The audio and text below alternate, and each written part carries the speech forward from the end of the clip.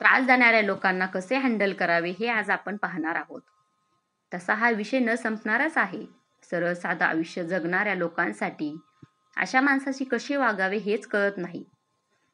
ही माणसं आपल्याशी गोडच बोलतात आणि गोडच बोलून आपल्याला आणखी कसा त्रास होईल याची पुरेपूर काळजी घेतात. आपल्याबद्दल कोण काय बोलतो हे यांना सांगायला फार मजा वाटते. कदाचित त्यांचा हा गैरसमज असेल की आपण त्यांना आपला शुभचिंतक मानत आहोत.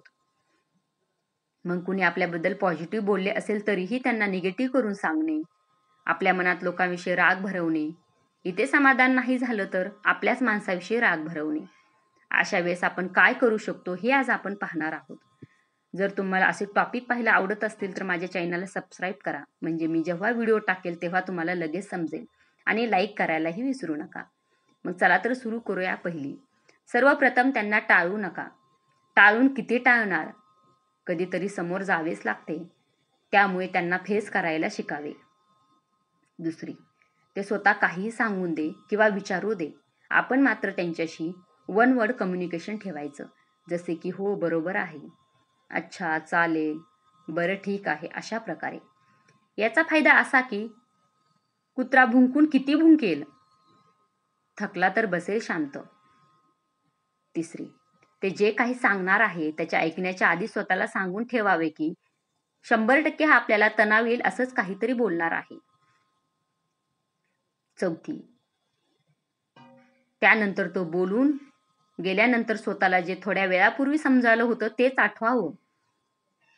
आणखी वाटलंच होतं की मला हे असंच काहीतरी बोलणार आहे, त्यामुळे आपल्याला जरा कमी त्रास होतो.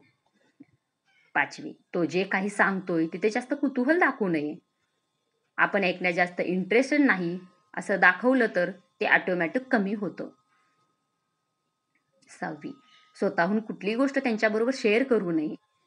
आज आपल्या जवळचा आहे दाखवून ऐकून घेईल आणि वेळ आल्यावर मात्र 100% त्याचा गैरवापर करेल.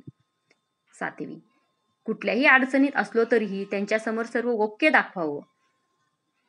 त्यांना समजले की आपण कुठल्या त्रासात आहोत, मग तर बस, लोहा गरम हे हातोडा मार दे असं होऊन जातं. आठवी, या लोकांशी आपला आनंद, यश सुद्धा शेअर करू नये. तोंडावर तर अभिनंदन करतील आणि कशा आनंदावर विरजण लावायचं याची तयारीही सुरू करतील. नववी, सर्वात महत्त्वाचे म्हणजे अशा लोकांकडून कधीही आणि चुकूनही आर्थिक मदत घेऊ नका. म्हणजे उगीचच त्यांना टॉलरेट करायची गरज नाही.